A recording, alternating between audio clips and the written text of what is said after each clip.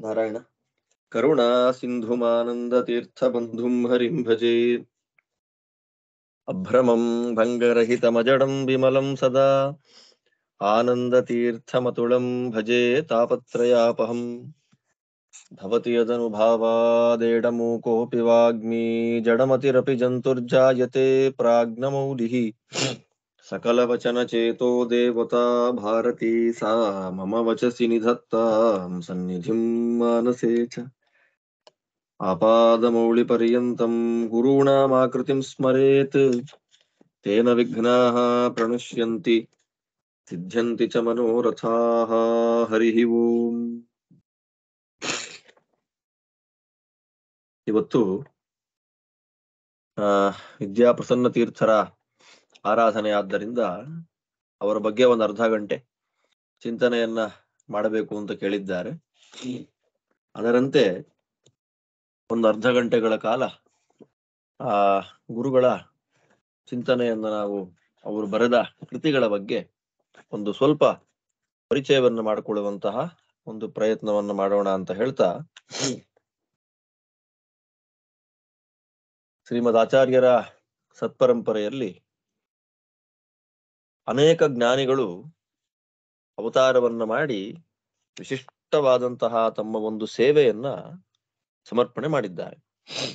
ಕೆಲವರು ತಪಸ್ಸಿನಿಂದ ಪ್ರಸಿದ್ಧರಾದವರು, ಕೆಲವರು ಶಾಪಾನುಗ್ರಹ ಸಾಮರ್ಥ್ಯದಿಂದ ಪ್ರಸಿದ್ಧರಾದವರು, ಮತ್ತೆ ಕೆಲವರು ದೇಹತ್ಯಾಗವನ್ನೇ ಮಾಡದೆ ಇವತ್ತಿಗೂ ಕೂಡ ಸಾಧನೆಯನ್ನ ಮಾಡ್ತಾ ಮುಂದೆ ಇನ್ ಫ್ಯೂಚರ್ ಅಲ್ಲಿ ಬರತಕ್ಕಂತಹ ಸಾತ್ವಿಕ ವರ್ಗವನ್ನು ಉದ್ಧಾರ ಮಾಡಬೇಕು ಅಂತ ಭಗವಂತನ ಧ್ಯಾನವನ್ನ ಮಾಡ್ತಿರ್ತಕ್ಕಂತಹ ಮಹಾನುಭಾವರು ಅನೇಕ ಜನ. ಕೆಲವರು ವಾಕ್ಯಾರ್ಥಗಳಲ್ಲಿ ಫೇಮಸ್ಸು, ಕೆಲವರು ಗ್ರಂಥ ರಚನೆಗಳಲ್ಲಿ ಫೇಮಸ್ಸು, ಕೆಲವರು ಕೆರೆ ಬಾವಿ ಮೊದಲಾದ ಎಲ್ಲವುಗಳನ್ನ ಲೋಕೋಪಕಾರವನ್ನ ಮಾಡೋದ್ರಲ್ಲಿ ಕೆಲವರು ಫೇಮಸ್ಸು. ಆದ್ರೆ ಎಲ್ಲ ಆಂಗಲ್ನಲ್ಲಿ ವಿಶಿಷ್ಟವಾದಂತಹ ಸೇವೆಯನ್ನು ಮಾಡಿ ಜಗತ್ಪ್ರಸಿದ್ಧರಾದಂತಹ ಜ್ಞಾನಿಗಳು ವ್ಯಾಸರಾಜರು. ಗ್ರಂಥ ರಚನೆ, ಸಂಚಾರ, ಪಾಠ ಪ್ರವಚನ, ವಾದಿನಿಗ್ರಹ, ತಪಸ್ಸು, ಶಾಪಾನುಗ್ರಹ ಸಾಮರ್ಥ್ಯ, ನಿರಂತರವಾದ ಸಂಚಾರ ಎಲ್ಲವುಗಳಿಂದ ಪ್ರಸಿದ್ಧರಾಗಿ ನಮ್ಮ ಸಮಾಜದಲ್ಲಿ ದೊಡ್ಡ ಸ್ಥಾನವನ್ನ ವ್ಯಾಸರಾಜರು ಪಡೆದಿದ್ದಾರೆ. ಆ ಪರಂಪರೆಯಲ್ಲಿ ವ್ಯಾಸರಾಜರು ಮಾಡಿಕೊಟ್ಟ ದೊಡ್ಡ ಉಪಕಾರ ಏನು ಅಂತಂದ್ರೆ, ನಾವು ಮಾತಾಡುವ ಭಾಷೆಯಲ್ಲಿ ಕೃತಿಗಳನ್ನ ರಚನೆ ಮಾಡೋದು. ಶಾಸ್ತ್ರದ ಪ್ರಮೇಯಗಳನ್ನ ನಮ್ಮ ಭಾಷೆಗಳಲ್ಲಿ ಬರ್ಕೊಟ್ಬಿಟ್ರೆ ಬಹಳ ಅನುಕೂಲ ಆಗತ್ತೆ ಎನ್ನುವಂತಹ ದೃಷ್ಟಿಯಲ್ಲಿ ಸಾಮಾನ್ಯವಾಗಿ ಮಾಧ್ವರು ಅಂತ ಹೇಳಿದ್ರೆ ಅವರ ಮಾತು ಕನ್ನಡ. ಸಾಮಾನ್ಯವಾಗಿ ಮಾಧ್ವರ ಮನೆಯ ಮಾತು ಕನ್ನಡ. ಅವರು ಇರ್ರೆಸ್ಪೆಕ್ಟಿವ್ ಆಫ್ ಸ್ಟೇಟ್, ಅವ್ರು ಯಾವ ಸ್ಟೇಟ್ ನಲ್ಲಿ ಇದ್ರೂ ಕೂಡ ಮಾಧ್ವರು ಕನ್ನಡ ಮಾತಾಡ್ತಾರೆ ಅಂತ ಪ್ರಸಿದ್ಧಿ. ಆದ್ದರಿಂದಲೇ ವ್ಯಾಸರಾಜರು ಕನ್ನಡದಲ್ಲಿ ಅನೇಕ ಕೃತಿಗಳನ್ನ ರಚನೆ ಮಾಡಿ ಪುರಂದರದಾಸರು, ಕನಕದಾಸರ ಮೂಲಕ ಕೃತಿಗಳನ್ನ ರಚನೆ ಮಾಡಿಸುವಂತಹ ಒಂದು ಕೆಲಸವನ್ನು ಮಾಡಿಬಿಟ್ರು. ಹರಿದಾಸಕೂಟ ಸ್ಥಾಪನೆಯನ್ನ ಮಾಡಿಕೊಟ್ರು. ಮತ್ತೆ ಪುನಃ ನಾವು ವ್ಯಾಸರಾಜರ ಆದ್ಮೇಲೆ ಈ ವ್ಯಾಸರಾಜ ಮಠದ ಪರಂಪರೆಯಲ್ಲಿ ಯಾರು ಗ್ರಂಥವನ್ನ ರಚನೆ ಮಾಡಿದ್ದಾರೆ, ಕನ್ನಡದಲ್ಲಿ ದೇವರ ನಾಮಗಳನ್ನ ಬರೆದಿದ್ದಾರೆ ಅಂತ ಹುಡುಕ್ತಾ ಹೋದ್ರೆ ಸಿಗೋದೇ ಇಲ್ಲ. ಎಲ್ಲರೂ ಕೂಡ ಸಂಸ್ಕೃತದಲ್ಲಿ ಸಾಹಿತ್ಯವನ್ನ ರಚನೆ ಮಾಡಿಬಿಟ್ರು. ಸಂಸ್ಕೃತ ಗ್ರಂಥಗಳು ಬೇಕಾದಷ್ಟು ಸಿಗತ್ತೆ. ಆದ್ರೆ ದೇವರ ನಾಮಗಳ ರಚನೆಯನ್ನ ಮಾಡಿರುವುದು ಬಹಳ ಕಡಿಮೆ, ಅಥವಾ ನಮಗೆ ಸಿಕ್ಕಿಲ್ಲದೆ ಇರಬಹುದು. ಸಿಕ್ಕಿರುವಂತಹ ವ್ಯಕ್ತಿಗಳು ವ್ಯಾಸರಾಜರನ್ನು ಸೇರಿಸ್ಕೊಂಡ್ರೆ 4 ಜನ. ಒಂದು ವ್ಯಾಸರಾಯರು, ಅದು ಪ್ರಸಿದ್ಧ, ಶ್ರೀಕೃಷ್ಣ ಅಥವಾ ಸಿರಿಕೃಷ್ಣ ಎನ್ನುವಂತಹ ಅಂಕಿತದಿಂದ ನೂರಾರು ಪದಪದ್ಯ ಸುಳಾದಿಗಳನ್ನ ರಚನೆ ಮಾಡಿದ್ದಾರೆ. ಅದಾದ ನಂತರದಲ್ಲಿ ವ್ಯಾಸರಾಜರಾದ ಮೇಲೆ ಕನ್ನಡದಲ್ಲಿ ರಚನೆ ಮಾಡಿದವರು, ನಮಗೆ ಕೃತಿ ರಚನೆ ಮಾಡಿದವರು ಸಿಗುವಂಥದ್ದು 1800s ನಲ್ಲಿ. ಸುಮಾರು 300-350 ವರ್ಷಗಳ ಕಾಲ ಈ ಪರಂಪರೆಯಲ್ಲಿ ಯಾರೊಬ್ಬರು ಕನ್ನಡದಲ್ಲಿ ದೇವರ ನಾಮಗಳನ್ನ ಬರೆದದ್ದಕ್ಕೆ ಇತಿಹಾಸ ನಮಗೆ ಸಿಗೋದಿಲ್ಲ. ವಿದ್ಯಾಕಾಂತ ತೀರ್ಥರು ಅಂತ ಹೇಳಿ, ಅವರು ವಿದ್ಯಾಕಾಂತ ಎನ್ನುವಂತಹ ಅಂಕಿತದಿಂದ ಬೇಕಾದಷ್ಟು ಬರೆದಿದ್ದಾರೆ. ನಮ್ಮ ದೌರ್ಭಾಗ್ಯ ಇವತ್ತು 2 ಕೃತಿ ನಮಗೆ ಸಿಗತ್ತೆ. ಕೊಡುವನು ಸುಖಗಳ ಜಾಣ ಜಯಮುನಿ ಅಂತ ಒಂದು ಜಯತೀರ್ಥರ ಮೇಲೆ ಬರೆದಿರತಕ್ಕಂಥ ಒಂದು ಕೃತಿ. ಕಾಪಾಡಬೇಕೆಂದು ಗೋಪಾಲಕೃಷ್ಣಗೆ ನೀಪೇಳಬಾರದೆ ರುಕ್ಮಿಣಿ ನೀಪೇಳಬಾರದೆ ಸತ್ಯಭಾಮ ಅಂತ ಇನ್ನೊಂದು ಕೃತಿ. 2 ಕೃತಿಗಳು ಇವತ್ತು ನಮಗೆ ಉಪಲಬ್ಧ ಇರುವಂಥದ್ದು. ನೋಡಿ, ಎಷ್ಟು ಬರೆದಿದ್ರೋ 2 ಮಾತ್ರ ಇದೆ. ಅದಾದ್ಮೇಲೆ ಮತ್ತೊಂದು 70-80 ವರ್ಷಗಳು ಕನ್ನಡದಲ್ಲಿ ಕೃತಿ ರಚನೆಯನ್ನು ಮಾಡಿದ್ದಕ್ಕೆ ನಮಗೆ ದಾಖಲೆ ಸಿಗೋದಿಲ್ಲ. ಮತ್ತೆ ನಮಗೆ ಗ್ರಂಥಗಳನ್ನ ರಚನೆ ಮಾಡಿಕೊಟ್ಟವರು ಕನ್ನಡದಲ್ಲಿ ಮತ್ತು ಸಂಸ್ಕೃತದಲ್ಲಿ ವಿದ್ಯಾ ರತ್ನಾಕರ ತೀರ್ಥ ಶ್ರೀಪಾದಂಗಳವರು. ನೋಡಿ ಎಷ್ಟು ಚೇಂಜಸ್ ಆಗಿಬಿಟ್ಟಿದೆ ಕಾಲಘಟ್ಟದಲ್ಲಿ. ಅಂದ್ರೆ ಒಂದು ಕಾಲದಲ್ಲಿ ಕರ್ನಾಟಕದಲ್ಲಿ ವಾಸ ಮಾಡತಕ್ಕಂತಹ ಮಾಧ್ವರು ಮಾತ್ರವಲ್ಲದೆ ತಮಿಳುನಾಡು, ಆಂಧ್ರ ಪ್ರದೇಶ ಮೊದಲಾದ ಬೇರೆ ಬೇರೆ ಕಡೆಗಳಲ್ಲಿ ವಾಸ ಮಾಡತಕ್ಕಂತಹ ಮಾಧ್ವರುಗಳು ಕೂಡ ಕನ್ನಡವನ್ನ ಓದುತ್ತಾ ಇದ್ರು, ಕನ್ನಡವನ್ನ ಬರೀತಾ ಇದ್ರು. ಯಾವಾಗ? ಚಂದ್ರಿಕಾರಾಯರ ಕಾಲಘಟ್ಟದಲ್ಲಿ. ಆದ್ರೆ ಈ ಟೈಮ್ ಸ್ಪ್ಯಾನ್ ಅಲ್ಲಿ ಯಾವುದೋ ಒಂದು ಕಾಲದಲ್ಲಿ ಕನ್ನಡವನ್ನ ಓದಿ ಬರೆಯುವ ಒಂದು ವ್ಯವಸ್ಥೆ ಕೈ ತಪ್ಪಿ ಹೋಯ್ತು. ಅಂತಹವರಿಗೆ ಕನ್ನಡ ಯಾರಿಗೆ ಓದ್ಲಿಕ್ಕೆ ಬರೋದಿಲ್ಲ, ಅವರಿಗೆ ಬಹಳ ಕಷ್ಟ ಆಗತ್ತೆ ಅದನ್ನ ಉಚ್ಚಾರ ಮಾಡಿ ಹೇಳಲಿಕ್ಕೆ ಅನ್ನುವಂತಹ ದೃಷ್ಟಿಯಲ್ಲೇ ವಿದ್ಯಾ ರತ್ನಾಕರ ತೀರ್ಥರು ಸಂಸ್ಕೃತದಲ್ಲಿ ದೇವರ ನಾಮಗಳನ್ನ ಬರ್ಕೊಟ್ಟಿದ್ದಾರೆ ಅಂತ. ವಿದ್ಯಾ ಪ್ರಸನ್ನ ತೀರ್ಥರು ರತ್ನಾಕರ ತೀರ್ಥರ ಕೃತಿಗಳನ್ನ ಫಸ್ಟ್ ಟೈಮ್ ಅದನ್ನ ಪ್ರಕಾಶನ ಮಾಡಬೇಕಾದ್ರೆ ಅದರಲ್ಲಿ ಆಶೀರ್ವಚನದಲ್ಲಿ ಬರೆದಿದ್ದಾರೆ. ದ್ರಾವಿಡ ದೇಶದಲ್ಲಿ ವಾಸ ಮಾಡತಕ್ಕಂತಹ ಎಲ್ಲ ಸಾತ್ವಿಕ ಸಜ್ಜನ ಭಕ್ತರಿಗೆ ಉಚ್ಚಾರಣೆ ಮಾಡಲಿಕ್ಕೆ ಅನುಕೂಲವಾಗಲಿ ಎನ್ನುವ ದೃಷ್ಟಿಯಲ್ಲೇ ರತ್ನಾಕರ ತೀರ್ಥರು ಹೆಚ್ಚಾಗಿ ಸಂಸ್ಕೃತದಲ್ಲೇ ಕನ್ನಡ ದೇವರ ನಾಮಗಳನ್ನ ಬರೆದಿದ್ದಾರೆ ಅಂತ ಅವರೇ ಆಶೀರ್ವಚನದಲ್ಲಿ ಬರೀತಾರೆ. ಅವ್ರದ್ದು ಸುಮಾರು ಒಂದು 55 ಕೃತಿಗಳು ಸಿಗತ್ತೆ. ಅವ್ರು ಎಷ್ಟು ಬರೆದಿದ್ರೋ ಗೊತ್ತಿಲ್ಲ. ನಮಗೆ ಸಿಗುವಂತಹ ಕೃತಿಗಳು 50 ಚಿಲ್ಲರೆ ಕೃತಿಗಳು ನಮಗೆ ಸಿಗುತ್ತೆ. ಅದಾದ್ಮೇಲೆ ರತ್ನಾಕರ ತೀರ್ಥರಾದ್ಮೇಲೆ ಈ ದಾಸ ಸಾಹಿತ್ಯವನ್ನ ರಚನೆ ಮಾಡುವಂತಹ ಸಂಪ್ರದಾಯವನ್ನ ಪದ್ಧತಿಯನ್ನ ಮತ್ತೆ ಪುನಃ ಫಾಲೋ ಮಾಡಿಕೊಂಡು ಬಂದವರು. ಫಾಲೋ ಮಾಡಿದ್ದು ಮಾತ್ರವಲ್ಲದೆ ತುಂಬಾ ಅದ್ಭುತವಾಗಿ ಆ ವ್ಯಾಪ್ತಿಯನ್ನ ಇಟ್ಟುಕೊಂಡು ರಚನೆಯನ್ನ ಮಾಡಿದಂತಹ ವ್ಯಕ್ತಿಗಳು ಇವತ್ತಿನ ಆರಾಧನಾ ಪುರುಷರಾದ ಪೂಜ್ಯರಾದ ಶ್ರೀ ವಿದ್ಯಾ ಪ್ರಸನ್ನ ತೀರ್ಥ ಶ್ರೀಪಾದಂಗಳವರು. 1899 ಅಲ್ಲಿ ಅವರು ಹುಟ್ಟಿದ್ದು. ಕೊಯಮತ್ತೂರಿನಲ್ಲಿ ಅವರ ಜನ್ಮ. ಅನೇಕ ಮಕ್ಕಳುಗಳನ್ನ ಕಳ್ಕೊಂಡ ಮೇಲೆ ರತ್ನಾಕರ ತೀರ್ಥರು ಪೂರ್ವಾಶ್ರಮದಲ್ಲಿ ಅನೇಕ ಮಕ್ಕಳನ್ನ ಕಳ್ಕೊಂಡ್ಬಿಟ್ರು. ಅನೇಕ ಮಕ್ಕಳನ್ನ ಕಳ್ಕೊಂಡ ಮೇಲೆ ನಾಮಗಿರೀಶ ಲಕ್ಷ್ಮೀ ನರಸಿಂಹದೇವರ ಸೇವೆಯಿಂದ ಆ ನರಸಿಂಹದೇವರ ಪ್ರಸಾದ ರೂಪದಲ್ಲಿ ಒಂದು ಮಗು ಹುಟ್ಟತ್ತೆ. ಆ ಮಗುವಿಗೆ ವೆಂಕಟ ನರಸಿಂಹ ಅಂತ ನಾಮಕರಣ ಮಾಡ್ತಾರೆ. 1899 ಅವ್ರು ಹುಟ್ಟಿದ್ದು. ವೆಂಕಟ ನರಸಿಂಹ ಅಂತ ಆ ಕೂಸಿಗೆ ನಾಮಕರಣ ಮಾಡ್ತಾರೆ. 5-6 ವರ್ಷ ಇರುವಂತಹ ಸಂದರ್ಭದಲ್ಲೇ ಅವರು ವಿದ್ಯಾ ರತ್ನಾಕರ ತೀರ್ಥರಾಗಿ ಸನ್ಯಾಸಾಶ್ರಮವನ್ನ ಸ್ವೀಕಾರ ಮಾಡ್ಕೊಂಡ್ಬಿಡ್ತಾರೆ. ಮಗುವಿಗೆ ಕೇವಲ 8-9 ವರ್ಷ ಅಷ್ಟೇ. ಆ 8-9 ವರ್ಷದಲ್ಲೇ ತಂದೆ ಸನ್ಯಾಸ ಸ್ವೀಕಾರ ಮಾಡ್ಕೊಂಡ್ಬಿಟ್ರು.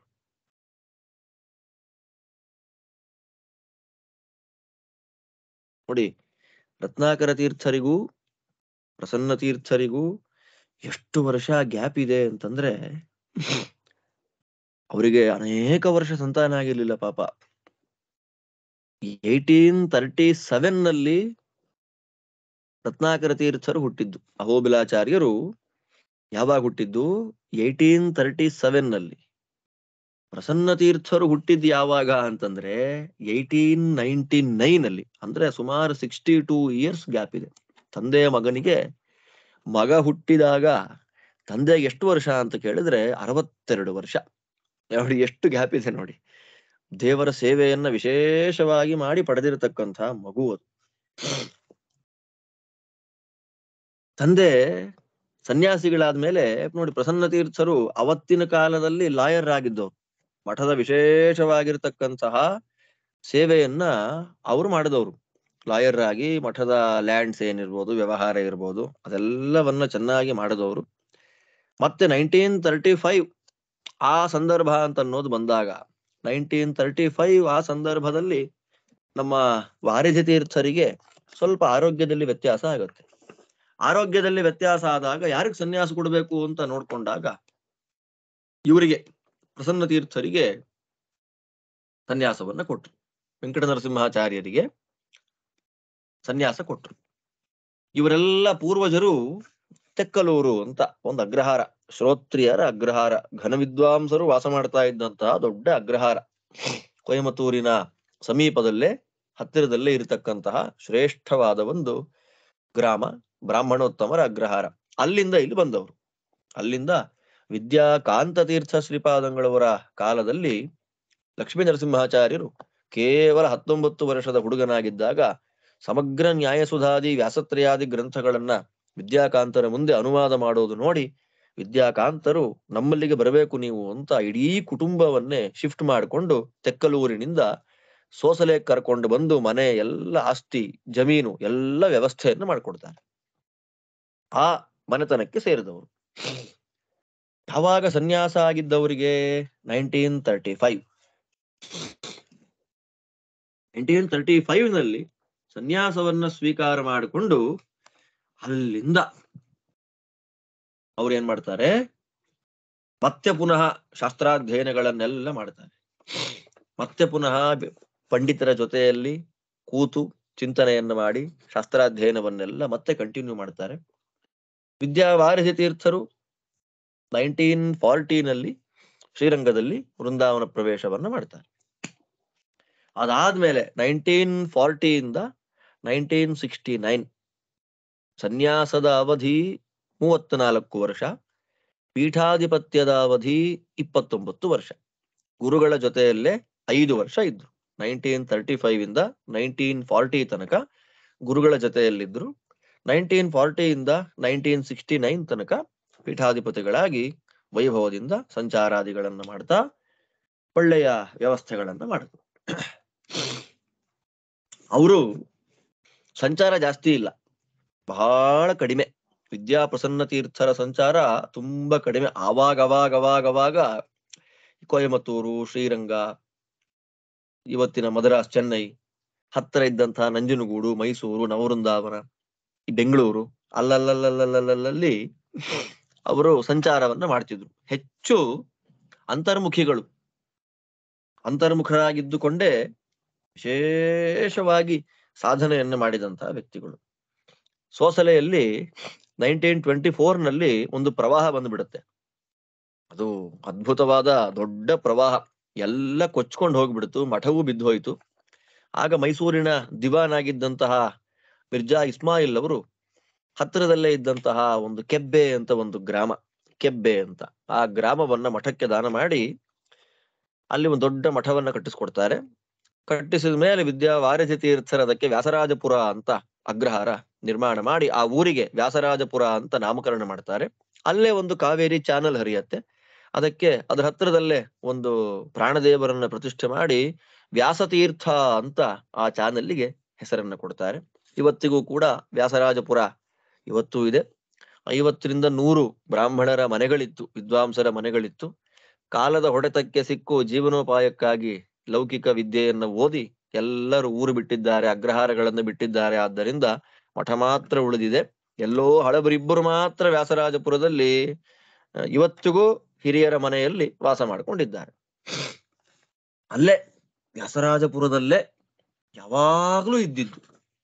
ಅಲ್ಲಿ ವ್ಯಾಸರಾಜಪುರದಲ್ಲಿದ್ದು ನೋಡಿ, ಆ ಇಡೀ ಗ್ರಾಮವನ್ನೇ ಧಾರ್ಮಿಕವಾದ ಒಂದು ಗ್ರಾಮವನ್ನು ಮಾಡಿಬಿಟ್ರಂತೆ.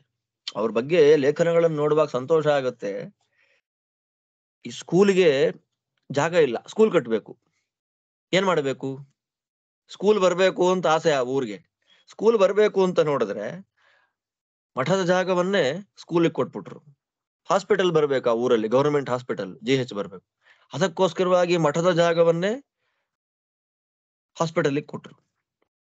ರೈತರಿಗೆ ಅವರೇ ಬೀಜ ತರಿಸಿ ಬಿತ್ತನೆ ಮಾಡ್ಲಿಕ್ಕೆ ಬೀಜಗಳನ್ನ ಕೊಡ್ತಾ ಇದ್ರು. ಜಾತಿ, ಮತ, ಕುಲ, ಭೇದ ಯಾವುದನ್ನು ನೋಡದೆ ಅವರವರ ಯೋಗ್ಯತೆ ತಾರತಮ್ಯಾನುಸಾರವಾಗಿ ಅವ್ರಿಗೇನು ಬೇಕೋ ಅದನ್ನು ಮಾಡ್ತಾ ಇತ್ತು.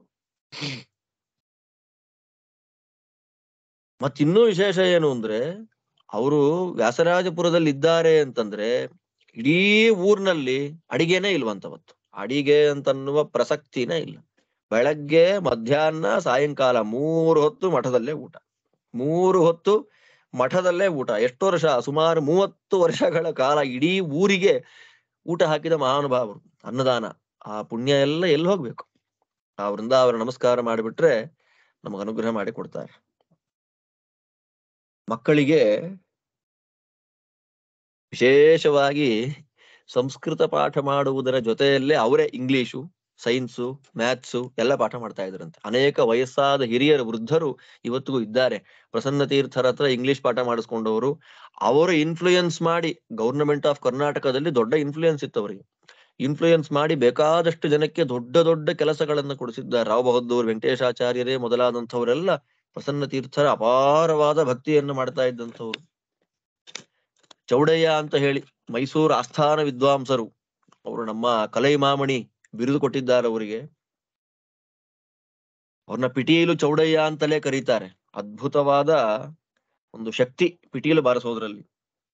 ಅವರು ವ್ಯಾಸರಾಜ ಮಠದ ಅಚ್ಛಿನ್ನ ಭಕ್ತರು, ಬ್ರಾಹ್ಮಣೇತರರವರು, ಬ್ರಾಹ್ಮಣರಲ್ಲ. ಚೌಡಯ್ಯ ಅಂತ ಗೌಡ ಜನಾಂಗಕ್ಕೆ ಸೇರಿದಂತಹ ವ್ಯಕ್ತಿಗಳು. ಅವರ ತಾಯಿ ಶೇಷಚಂದ್ರಿಕಾಚಾರ್ಯರ ಮಠದಲ್ಲಿ ತಿರುಮಕೂಡಿನಲ್ಲಿ ಅಡಿಗೆ ಮಾಡಿದ ಪಾತ್ರೆಗಳನ್ನೆಲ್ಲ ತೊಳ್ಕೊಂಡು, ನೋಡಿ ಹೇಗಿರುತ್ತೆ, ನಾವು ದೇವರ ಸೇವೆ ಮಾಡೋದು, ಕಸ ಮುಸುರೆ ತೆಗೆಯೋದು, ಅದೆಲ್ಲವನ್ನ ನಾವು ಅಯ್ಯೋ ಏನೋ ಅನ್ಕೊಳ್ತೇವೆ. ಆ ಕೆಲಸವನ್ನ ಮಾಡಿ ಗುರುಗಳ ಅನುಗ್ರಹದಿಂದ ಎಂತಹ ದೊಡ್ಡ ಮಗನನ್ನ ಪಡೆದ್ರು ಅವರು ಅಂತಂದ್ರೆ, ಪಿಟೀಲು ವಯಲಿನ್ ನಲ್ಲಿ ಅದ್ಭುತವಾದಂತಹ ಸಾಧನೆಯನ್ನು ಮಾಡಿಬಿಟ್ರು. ಪಿಟೀಲ್ ಚೌಡಯ್ಯನವರು ಅಂತಲೇ ಫೇಮಸ್. ಚೌಡಯ್ಯ ಮೆಮೋರಿಯಲ್ ಹಾಲ್ ಅಂತೆಲ್ಲ ಇದೆ. ನಾರದ ಗಾನ ಸಭಾ ಮದ್ರಾಸಿಂದ ಇವರ ಬಗ್ಗೆ ಜರ್ನಲ್ ಪ್ರಿಂಟ್ ಆಗಿದೆ. ಅದರಲ್ಲಿ ವಿದ್ಯಾ ರತ್ನಾಕರ ತೀರ್ಥರ ಪರಮಾನುಗ್ರಹ, ವಿದ್ಯಾ ವಾರಧಿಗಳ ಪರಮಾನುಗ್ರಹ, ವಿದ್ಯಾ ಪ್ರಸನ್ನ ತೀರ್ಥರ ಪರಮಾನುಗ್ರಹದಿಂದ ನನಗೆ ಈ ಸ್ಥಾನ ಬಂತು ಅಂತ ಅವರೇ ಬರ್ಕೊಂಡಿದ್ದಾರೆ. ಮೈಸೂರು ವಾಸುದೇವಾಚಾರ್ಯರೇ ಮೊದಲಾದವರೆಲ್ಲ ಪ್ರಸನ್ನ ತೀರ್ಥರು ದರ್ಬಾರ್ ಮಾಡ್ತಾ ಇದ್ರೆ ವ್ಯಾಸರಾಜಪುರದಲ್ಲಿ ಪಿಟೀಲು ಚೌಡಯ್ಯನವರು ಅಲ್ಲಿ ವ್ಯಾಸರಾಜರ ಕೃತಿಗಳನ್ನು ನುಡಿಸ್ಬೇಕಂತ ಪಿಟೀಲ್ನಲ್ಲಿ. ಅಷ್ಟು ಮಾತ್ರ ಅಲ್ಲ, ಅವರ ದರ್ಬಾರ್ ಕಾಲದಲ್ಲಿ ಚೌಡಯ್ಯನವರು ತಮ್ಮ ಇನ್ಫ್ಲೂಯೆನ್ಸ್ ನಿಂದ ಬೇರೆ ಬೇರೆ ರಾಜ್ಯಗಳಿಂದ, ತಮಿಳುನಾಡಿನಿಂದ ಬೇಕಾಷ್ಟು ಜನ ಸಂಗೀತಗಾರರನ್ನ, ವೋಕಲಿಸ್ಟ್ಗಳನ್ನ, ವಯಲಿಸ್ಟ್ಗಳನ್ನ, ವೀಣೆ ನುಡಿಸೋರನ್ನ, ಕೊಳಲ್ ನುಡಿಸೋರನ್ನ ಎಲ್ಲರನ್ನ ಕರ್ಕೊಂಡು ಬರೋರಂತೆ. ಸಂಗೀತ ಕಚೇರಿಗಳನ್ನ ಏರ್ಪಾಟ್ ಮಾಡೋರಂತೆ. ಅಂದ್ರೆ ನಮ್ಮ ಇನ್ಫ್ಲೂಯೆನ್ಸ್ ಹೇಗಿರ್ಬೇಕು ಅಂದ್ರೆ ನಾವ್ ಇದ್ ಕಡೆ ಎಲ್ಲ ಬರಬೇಕು ಅಂತ. ಹಾಗೆ ಪ್ರಸನ್ನ ತೀರ್ಥರ ವೈಭವ. ಮಠದಲ್ಲೇ ದೇವರ ಪೂಜೆಗೋಸ್ಕರವಾಗಿ ವಿಶಾಲವಾದ ಅನೇಕ ಎಕರೆಗಳಿಂದ ಕೂಡಿದ ಮಠ. ಅಲ್ಲೇ ನಾನಾ ಪ್ರಕಾರವಾದ ಹೂವುಗಳ ಗಿಡಗಳನ್ನ ಬೆಳೆಸೋದು. ಹೂವಿನ ಗಿಡಗಳನ್ನ ಬೆಳೆಸ್ಬಿಟ್ಟು ಆ ಸಾಯಂಕಾಲದ ಹೊತ್ತು ಪ್ರತಿನಿತ್ಯ ಸಾಯಂಕಾಲ ಎಲ್ಲ ಮುತ್ತೈದೆಯರನ್ನ, ಎಲ್ಲ ಮಕ್ಕಳನ್ನ ಕೂಡಿಸ್ಕೊಂಡು ಅವರೇ ಹೂ ಕಟ್ಟೋದು. ಹೂ ಕಟ್ತಾ ಆ ಹೂವನ್ನ ಮಾರನೇ ದಿವಸ ಬೆಳಗ್ಗೆ ದೇವರ ಪೂಜೆಗೆ ಉಪಯೋಗ ಮಾಡಿಕೊಳ್ತಕ್ಕಂಥದ್ದು. ಈ ಸಂದರ್ಭದಲ್ಲೇ ಹರಿವಾಯು ಗುರುಗಳ ಪರಮಾನುಗ್ರಹದಿಂದ ಪ್ರಸನ್ನ ಅನ್ನುವಂತಹ ಅಂಕಿತ, ಆ ಪ್ರಸನ್ನ ಅನ್ನುವಂತಹ ಅಂಕಿತದಿಂದ ಅದ್ಭುತವಾದಂತಹ ಕಾವ್ಯ ಸೃಷ್ಟಿ. ಎಷ್ಟು ಅದ್ಭುತವಾಗಿದೆ ಅವರ ಕಾವ್ಯ ಸೃಷ್ಟಿ, ಪರಮಾದ್ಭುತವಾದ ಕಾವ್ಯ ಸೃಷ್ಟಿ. ಗಾದೆ ಮಾತುಗಳನ್ನ, ಲೌಕಿಕವಾದ ಉದಾಹರಣೆಗಳನ್ನ ತಗೊಂಡಿದ್ದಾರೆ. ಉಪದೇಶ ವಾಕ್ಯಗಳಿದೆ, ಗದ್ಯಾತ್ಮಕವಾದ ವಾಕ್ಯಗಳಿದೆ, ನಾಟಕಗಳನ್ನ ಬರೆದಿದ್ದಾರೆ, ಲಾವಣಿಗಳನ್ನ ಬರೆದಿದ್ದಾರೆ, ಪದಪದ್ಯಗಳನ್ನ ಬರೆದಿದ್ದಾರೆ. ಪ್ರಸನ್ನ ತೀರ್ಥರ ಸುಳಾದಿಗಳು ಅಂತ ನಮ್ಗೆ ಯಾವ್ದು ಸಿಗೋದಿಲ್ಲ, ಬೇಕಾದಷ್ಟು ಬರ್ಕೊಟ್ಟಿದ್ದಾರೆ. ನೋಡಿ ಇದರ ವೈಭವ ಏನು ಅಂತಂದ್ರೆ, ನಾವು ಬರೆದು ಬಿಡ್ತೇವೆ ಯಾವ ರಾಗ ಅಂತ ನಮಗೆ ಗೊತ್ತಿರಲ್ಲ. ಇದು ಚೆನ್ನಾಗಿರುತ್ತೆ. ಯಾವ ಸಿಕ್ಕಿದ ರಾಗ. ಪ್ರಸನ್ನ ತೀರ್ಥರದ್ದು ಹಾಗಲ್ಲ, ಅವರು ಬರೆದ ಕೃತಿಗೆ ಅವರೇ ರಾಗ ಹಾಕ್ಬೇಕು. ನೋಡಿ ಸಂಗೀತ ಹೇಗೆ, ಸಂಗೀತ ಶಾಸ್ತ್ರದ ಜ್ಞಾನ ಇರ್ಬೇಕಲ್ಲ. ಬೇಕಾದಷ್ಟು ಬೇಕಾದಷ್ಟು ರಾಗಗಳಲ್ಲಿ ರಾಗಮಾಲಿಕಾ ರಾಗಮಾಲಿಕಾ ಅಂತಲೇ 4-5 ರಾಗಗಳಲ್ಲಿ ದೇವರ ನಾಮ ರಚನೆ ಮಾಡಿದ್ದಾರೆ. ಕೇವಲ ಜೋಜೋ ಸುಖಸಾರ, ಜೋಜೋ ಜೋಜೋ ದೋಷ ವಿದೂರ ಅಂತ ಒಂದು ಕೃತಿ ದೇವರ ಬಗ್ಗೆ ಮಾತಾಡುವಾಗ, ಈ ಕೃತಿ ಸಾಮಾನ್ಯವಾಗಿ ಆದಿತಾಳದಲ್ಲಿ ಜಂಜೂಟಿ ರಾಗದಲ್ಲಿ ಬಂದಿದೆ. 4 ಚರಣಗಳು. ಒಂದೊಂದು ಚರಣ ಒಂದೊಂದು ರಾಗ. ಸಿಂಧು ಭೈರವಿ ಅಂತ ಒಂದು ರಾಗ, ಸಾರಂಗ ಅಂತ ಒಂದು ರಾಗ, ಸಾಮ ಅಂತ ಒಂದು ರಾಗ, ಕಲ್ಯಾಣಿ ಅಂತ ಒಂದು ರಾಗ, ಮೋಹನ ಕಲ್ಯಾಣಿ ಅಂತ ಒಂದು ರಾಗ. ಮಧ್ವಾಚಾರ್ಯರ ಮೇಲೆ ಒಂದು ಕೃತಿ ಪ್ರಸನ್ನ ತೀರ್ಥರದ್ದು. ನಾನು ಸುಮ್ನೆ ಉದಾಹರಣೆಗೆ ಒಂದ್ 2-3 ಹೇಳ್ತೀನಿ ಅಷ್ಟೇ, ಬೇಕಾದಷ್ಟು ಹೇಳ್ಬೋದು ಈ ತರ ಮಾತಾಡ್ತಾ ಇದ್ರೆ. ಶ್ರೀಮದ್ ಆಚಾರ್ಯರ ಮೇಲೆ ಅತ್ಯಂತ ಪ್ರಸಿದ್ಧವಾದ ಒಂದು ಕೃತಿ. ಅವರು ಒಂದು ನಿಮಿಷ ಹೇಳ್ಬಿಡ್ತೇನೆ. ಅವರು ಬರ್ದಿರುವಂತದ್ದು, ಬರುತ್ತಲಿಹರು ನೋಡಿ ಗುರುವರೇಣ್ಯ ಸುಖತೀರ್ಥ ಯತಿವರರು ಅಂತ ಒಂದು ಕೃತಿ. 13 ನುಡಿಗಳಿದೆ ಆ ಕೃತಿಯಲ್ಲಿ. ಬರುತ್ತಲಿಹರಿ ನೋಡಿ ಗುರುವರೇಣ್ಯ ಸುಖತೀರ್ಥ ಯತಿವರರು ಅಂತ ಒಂದು ಪಲ್ಲವಿ. ಹರಿದು ಬರುವ ಸುರ ನದಿಯ ಪ್ರವಾಹದ ತೆರದಲ್ಲಿ ಪರಿಪರಿ ಪರಿವಾರ ಸಹಿತ ಅಂತ ಅನುಪಲ್ಲವಿ. ಕರದಲ್ಲಿ ಪಿಡಿದಿಹ ದಂಡಕ ಮಂಡಲ ಕೊರಳೊಳು ತುಳಸಿಯ ಚಿಗುರಿನ ಮಾಲೆಯು. ಇದು ರಾಗಮಾಲಿಕ. ಎಷ್ಟು ರಾಗಗಳು ಹಾಕಿದ್ದಾರೆ ಅಂದ್ರೆ ಅವರೇ ಹಾಕೊಟ್ಟಿದ್ದಾರೆ. ಬಿಲಹರಿ, ಸಾವೇರಿ, ಧನ್ಯಾಸಿ, ಮೋಹನ, ಆನಂದ ಭೈರವಿ, ಪುನ್ನಾಗವರಾಳಿ, ಅಠಾಣ, ಕಾಪಿ, ಸಿಂಧು ಭೈರವಿ, ಬಿಂಪ್ಲಾಸ್, ಸುರಟಿ, ಮಧ್ಯಮಾವತಿ. ಒಂದು ದೇವರ ನಾಮ, ಒಂದು ಕೃತಿಗೆ ಇಷ್ಟು ರಾಗಗಳು, ಸುಮಾರು 11 ರಾಗಗಳನ್ನು ಉಪಯೋಗ ಮಾಡಿಕೊಂಡು ಒಂದು ಕೃತಿ. ಸಂಗೀತಗಾರರು ಇದನ್ನು ಹೇಳೋದೇ ಇಲ್ಲ. ಸಂಗೀತಗಾರರಿಗೆ ಇಂಥ ಕೃತಿ ಇದೆ ಅಂತಲೇ ನಮಗ್ ಗೊತ್ತಿಲ್ಲ. ನಮಗೆ ವಿದ್ವಾಂಸರಾದವ್ರಿಗೆ ಸಂಗೀತ ಶಾಸ್ತ್ರ ಜ್ಞಾನ ಇರಲ್ಲ. ಸಂಗೀತ ಶಾಸ್ತ್ರ ಜ್ಞಾನ ಇದ್ದವ್ರಿಗೆ ಇಂಥ ಕೃತಿ ಇದೆ ಅಂತ ಗೊತ್ತಿರಲ್ಲ. ಸಂಗೀತ ಶಾಸ್ತ್ರದಲ್ಲಿ ಅಪಾರವಾದ ಪಾಂಡಿತ್ಯ. ವಿದ್ಯಾರತ್ನಾಕರ ತೀರ್ಥರ ಬಗ್ಗೆ ಹೇಳುವಾಗ ಸಕಲ ಕಲಾ ಚತುರಾನ್ ಅಂತ ಇವರೇ ತಮ್ಮ ಗುರುಗಳನ್ನ ಪರಿಚಯ ಮಾಡ್ಕೊಳ್ಳುವಾಗ ಹೇಳ್ತಾರೆ. ರತ್ನಾಕರ ತೀರ್ಥರು ಎಂಥವ್ರು ಅಂತಂದ್ರೆ ಸಕಲ ಕಲಾ ಚತುರಾನ್, ಸಕಲ ಕಲೆಗಳಲ್ಲಿ ಚಾತುರ್ಯ ಇವರಿಗೆ. ಎಲ್ಲ ಸಂಗೀತಾದಿ ಸಕಲ ಕಲೆಗಳಲ್ಲಿ ಚಾತುರ್ಯ ಇತ್ತು ರತ್ನಾಕರ. ಅಂಥವರ ಮಕ್ಕಳು ವಿಶೇಷವಾಗಿ ಶಾಸ್ತ್ರದ ಚಿಂತನೆಯನ್ನ ಅಧ್ಯಯನವನ್ನ ಮಾಡಿದಂತಹ ವ್ಯಕ್ತಿಗಳು. ಅವರು ಬೇಕಾದಷ್ಟು ರಾಗಗಳಲ್ಲಿ ಬೇಕಾದಷ್ಟು ಕೃತಿಗಳನ್ನ ಬರೆದಿದ್ದಾರೆ. ಅದು ಸುಮ್ಮನೆ ಒಂದ್ ಸ್ವಲ್ಪ ಅವರ ಕೃತಿಗಳ ಬಗ್ಗೆ ನಾವು ಚಿಂತನೆ ಅಂತ ಮಾಡೋದಾದ್ರೆ ಬೇಕಾದಷ್ಟು ಬರೆದಿದ್ದಾರೆ. ಅದರಲ್ಲಿ ಅವರು ಸಾಮಾನ್ಯವಾಗಿ 300 ದೇವರನಾಮಗಳು ಇವತ್ತು ನಮಗೆ ಸಿಗತ್ತೆ. ಮತ್ತೆ ಕೆಲವು ದೇವರನಾಮಗಳೆಲ್ಲ ಪ್ರಿಂಟ್ ಮಾಡೋ ಹಾಗಿಲ್ಲ, ಅಷ್ಟು ತಮಾಷೆ ಆಗಿ ಕೆಲವನ್ನ ಬರೆದಿದ್ದಾರೆ. ಆದ್ದರಿಂದ ಅದನ್ನೆಲ್ಲ ಪ್ರಿಂಟ್ ಮಾಡಿಲ್ಲ ಪುಸ್ತಕದಲ್ಲಿ. ಸುಮಾರು 250ರಿಂದ 300 ದೇವರನಾಮಗಳಿದೆ. ನಾಟಕಗಳಿವೆ, ಲಾವಣಿಗಳನ್ನ ಬರೆದಿದ್ದಾರೆ, ನುಡಿಗಟ್ಟುಗಳನ್ನ ಬರೆದಿದ್ದಾರೆ, ಖಂಡಕಾವ್ಯಗಳನ್ನ ಬರೆದಿದ್ದಾರೆ. ನಾನೀಗ ಅದೇ ಕೆಲಸ ಮಾಡ್ತಿರೋದು. ರತ್ನಾಕರ ತೀರ್ಥರು ಬರೆದ ಸುಮಧ್ವ ವಿಜಯ ಸಾರ ಸಂಗ್ರಹ ಅಂತ ಒಂದು ಕೃತಿ, ಮಧ್ವ ವಿಜಯದ ಸಮಗ್ರವಾದ ಸಾರ. ಆ ಮಧ್ವ ವಿಜಯದ ಸಾರ 32 ಶ್ಲೋಕಗಳಲ್ಲಿ ರತ್ನಾಕರ ತೀರ್ಥರು ಬರೆದಿದ್ದಾರೆ. ತುಂಬಾ ಅದ್ಭುತವಾದಂತಹ ಒಂದು ಕೃತಿ ಸುಮಧ್ವ ವಿಜಯ ಸಾರ ಸಂಗ್ರಹ ಅಂತ. ಆ ಸುಮಧ್ವ ವಿಜಯ ಸಾರ ಸಂಗ್ರಹಕ್ಕೆ ತಮ್ಮ ಪೂರ್ವಾಶ್ರಮದ ತಂದೆ, ಆಶ್ರಮದಲ್ಲಿ ಪರಮಗುರುಗಳಾದ ರತ್ನಾಕರ ತೀರ್ಥರು ಬರೆದ ಕೃತಿಗೆ ಅವರೇ ಕನ್ನಡ ಅನುವಾದ ಮಾಡಿದ್ದಾರೆ. ಲಕುಮಿ ವಲ್ಲಭ ನಾಗ್ನೇನುತ ಮುಕುಟದಲ್ಲಿ ವಹಿಸುತ್ತಲಿ ಸುರವರ ನಿಕರ ವಂದಿತ ಚರಣ ಕಪಿರೂಪವನೆ ತಾಳಿ, ಲಕುಮಿ ಸೀತೆಗೆ ರಾಮಚರಿತೆಗಳ ಅಖಿಲದಿಂ ಸಂತಸವ ಪುಟ್ಟಿಸಿ, ಶಕುತಿಯಿಂದಲಿ ವನಧಿ ಲಂಘಿಸಿ ರಘುವರಣ ನಮಿಸಿ ಅಂತ ಆರಂಭ ಆಗುತ್ತೆ.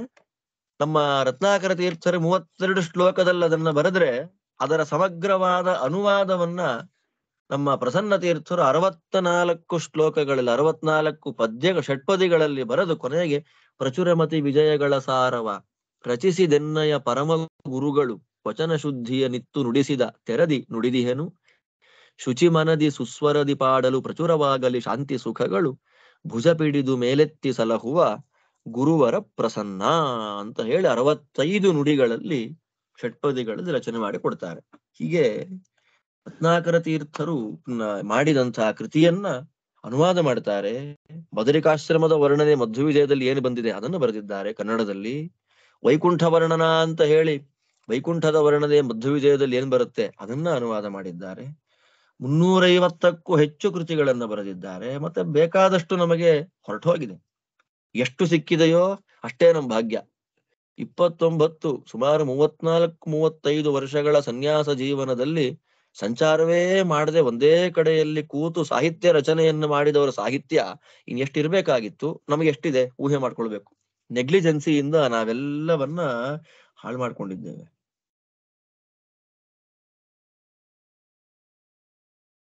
ಅವರೇ ಸಾಯಂಕಾಲ ದರ್ಬಾರಲ್ಲಿ ಕೂತಿದ್ದಾಗ ಅವರು ರಚನೆ ಮಾಡಿದ ಕೃತಿಗೆ ರಾಗ ಹಾಕಿಸಿ ಸಂಗೀತ ವಿದ್ವಾಂಸರಿಂದ ಹಾಡಿಸ್ತಾ ಇದ್ದಾರೆ ಸಂಗೀತ ಕಚೇರಿಗಳಲ್ಲಿ. ಅದು ವೈಭವ ಅವರದ್ದು. ಪ್ರಸನ್ನ ಅಂತ ಅಂಕಿತವನ್ನ ಇಟ್ಟುಕೊಂಡು ಎಂತಹ ಕೃತಿಗಳನ್ನ ರಚನೆ ಮಾಡಿದ್ದಾರೆ, ಎಷ್ಟು ವೈಭವ ಇದೆ ಅವರ ಕೃತಿಗಳಿಗೆ ಅಂತಂದ್ರೆ ಬಹಳ ಆಶ್ಚರ್ಯ ಆಗುತ್ತೆ ನಮಗೆ. ಏನ್ ಅದ್ಭುತ ಅವರು ದೇವರಲ್ಲಿ ಮಾಡುವಂತಹ ಪ್ರಾರ್ಥನೆ, ಅದು ನಮಗೆ ಸಾಮಾನ್ಯಕ್ಕೆ ನಮಗೆ ಸಿಗೋದಿಲ್ಲ. ಪ್ರಸನ್ನ ತೀರ್ಥರ ದೇವರ ನಾಮಗಳನ್ನ ಮತ್ತೆ ಪ್ರಾಚೀನರಾದಂತಹ ಪುರಂದರದಾಸರೇ ಮೊದಲಾದಂತಹವರ ಕೃತಿಗಳನ್ನ ಅಕ್ಕಪಕ್ಕ ಇಟ್ಕೊಂಡು ನಾವು ಅದನ್ನ ಓದ್ತಾ ಹೋದ್ರೆ, ಪ್ರಸನ್ನ ತೀರ್ಥರು ಮಾಡಿದ್ದಲ್ಲ ಅಂತ ಗೊತ್ತಿಲ್ಲದೆ ಅದನ್ನ ಓದ್ತಾ ಹೋಗ್ಬಿಟ್ರೆ ಯಾವುದೋ ಪ್ರಾಚೀನ ಹರಿದಾಸರು ಮಾಡಿದ್ದ ಕೃತಿಗಳು ಅಂತ ಅನ್ನಿಸ್ಬಿಡ್ಬೇಕು ನಮಗೆ. ಅಷ್ಟು ಗಟ್ಟಿಯಾಗಿರ್ತಕ್ಕ ನಂಬೂರು ಹೇಕ್ಷಣೆ ಲಂಬಾಲಕೆ ಜಗದಂಬಾ ಪೊರೆಯೇ ಸತತ ಗಂಭೀರ ಗಜಗಮನೆ ನಂಬಿದ ನಿನ್ನ ಪಾದಾಂಬುಜ ಯುಗಳವ ಕಂಬು ಕಂಧರಿ ಕನಕಾಂಬರ ಧಾರಿಣಿ ಬೆಂಬಲವಿಯೇ ವಿಳಂಬವ ಮಾಡದೆ.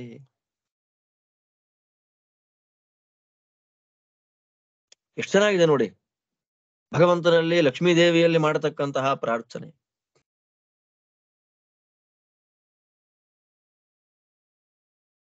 ದೇವರಲ್ಲಿ ಪ್ರಾರ್ಥನೆ ಮಾಡ್ತಾರೆ.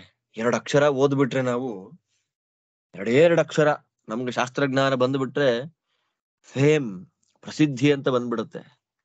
ಅದು ಯೂಟ್ಯೂಬ್ ಮೊದಲಾದಂತಹ ಸೋಷಿಯಲ್ ಮೀಡಿಯಾಗಳಲ್ಲಿ ನಮ್ದೇನಾದ್ರು ಉಪನ್ಯಾಸ ಅದು ಇದು ಬಂದ್ಬಿಟ್ರೆ ನಮ್ಮನ್ನು ಹಿಡಿಯೋರೇ ಇರಲ್ಲ. ಅಬ್ಬಾ, ನಾನು ಯೂಟ್ಯೂಬ್ ಅಲ್ಲಿ ಬಂದಿದ್ದೆ, ನನ್ ಪ್ರವಚನ ಆಗಿದೆ ಅಂತ ಹೇಳ್ತೀವಿ. ಪ್ರಸನ್ನ ತೀರ್ಥ ಹೇಳ್ತಾರೆ ನೋಡಿ, ಹೆಚ್ಚಿನ ಜ್ಞಾನದ ಕೆಚ್ಚೆನಗಿಲ್ಲವೋ ಉಚ್ಚ ಪದವು ನಿನ್ನ ಇಚ್ಛೆಯಿಂದಲ್ಲದೆ ಹುಚ್ಚನಾದೇನೋ ಜನಮೆಚ್ಚುಗೆ ಬಯಸುತ್ತ ಅಚ್ಚುತ ಎನ್ನ ಉಪೇಕ್ಷಿಸದಿರೇನೋ. ಎಂಥ ಮಾತು ಹೇಳ್ತಾರೆ ನೋಡಿ. ಎಂಥ ದೊಡ್ಡ ಪೀಠದಲ್ಲಿ ಕೂತವ್ರು ನಾವೆಲ್ಲ ತಿಳ್ಕೊಳ್ಬೇಕಾದಂತಹ ಸಂಗತಿಗಳು. ಸಿಕ್ಕಾಪಟ್ಟೆ ಜ್ಞಾನ ನನಗೇನಿಲ್ಲಪ್ಪ, ಆದ್ರೂ ಅಪಾರವಾದ ಜ್ಞಾನಿ ನಾನಲ್ಲ. ಹಾಗಿದ್ರೂ ಕೂಡ ನನಗಿಷ್ಟು ದೊಡ್ಡ ಪೀಠ ಎಲ್ಲಿಂದ ಬಂತು ಅಂದ್ರೆ ನಿನ್ನ ಇಚ್ಛೆಯಿಂದ ಬಂತು. ಆದ್ರೆ ಹುಚ್ಚಾಗಿ ಬಿಟ್ಟಿದ್ದೇನೆ. ಪ್ರಸನ್ನ ತೀರ್ಥರು ಹುಚ್ಚಾಗಿದ್ದಾರೆ ಅಂತ ಅರ್ಥ ಅಲ್ಲ. ನನ್ನ ಜನ ನೋಡ್ಬೇಕು, ರೆಕಗ್ನೈಸ್ ಮಾಡಬೇಕು, ನಮಸ್ಕಾರ ಮಾಡಬೇಕು. ಹೀಗೆ ಲೋಕದಲ್ಲಿ ಫೇಮಸ್ ಆಗ್ಬೇಕು ನಾನು, ಹೀಗೇ ಅಪೇಕ್ಷೆ ಪಡ್ತಾ ಪಡ್ತಾ ಪಡ್ತಾ ನಿನ್ನನ್ನೇ ಮರೆತು ಬಿಟ್ಟಿದ್ದೇನೆ ಸ್ವಾಮಿ, ನನ್ನನ್ನು ಉಪೇಕ್ಷೆ ಮಾಡಬೇಡ.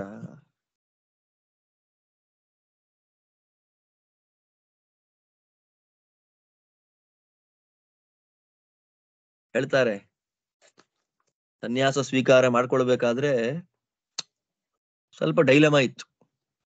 ಬಹಳ ಚಿಕ್ಕ ವಯಸ್ಸು. ಸನ್ಯಾಸ ಸ್ವೀಕಾರ ಮಾಡ್ಬೇಕು ಮಾಡಬಾರದು.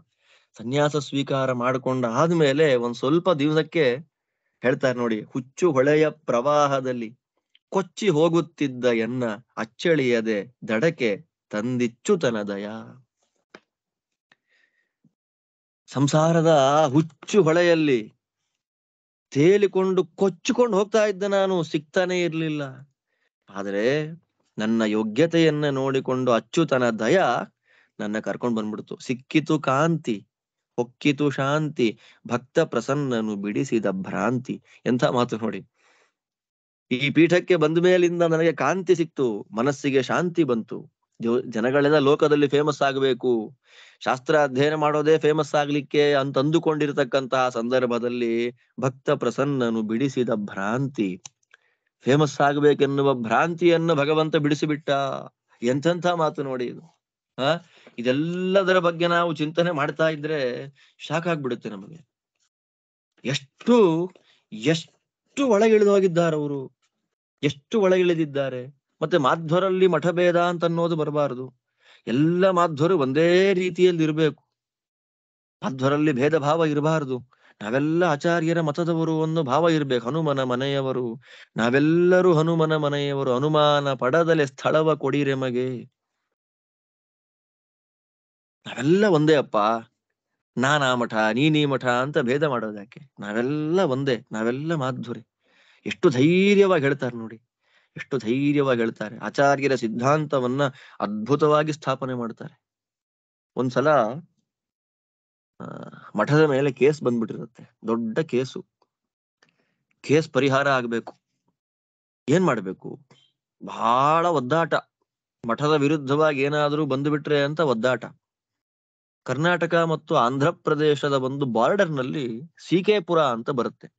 ಚೆನ್ನಕೇಶವಪುರ ಅಂತ ಆಕ್ಚುಯಲ್ ಆಗಿ ಅದರ ಹೆಸರು. ಆ ಊರ ಹೆಸರು ಮಾಧ್ವರ ಅಗ್ರಹಾರ, ಚೆನ್ನಕೇಶವಪುರ ಅಂತ ಅದರ ಹೆಸರು. ಪೆನಕೊಂಡಕ್ಕೆ ಬಹಳ ಹತ್ರ.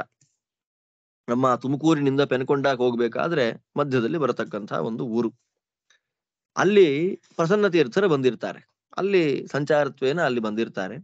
ಚಂದ್ರಿಕಾರಾಯರು ವ್ಯಾಸರಾಜರು ಪ್ರತಿಷ್ಠೆ ಮಾಡಿದಂತ ಪರಮ ಸುಂದರವಾದ ಪರಮಾದ್ಭುತವಾದ ಒಂದು ಪ್ರಾಣದೇವರ ಪ್ರತೀಕ. 8-10 ಅಡಿ ಇದೆ, ಅಷ್ಟು ದೊಡ್ಡ ಪ್ರಾಣದೇವರು ಚೆನ್ನಕೇಶವಪುರ ಅಂತ ಹೇಳಿ ಅಲ್ಲಿ ಬಂದಿರ್ತಾರೆ.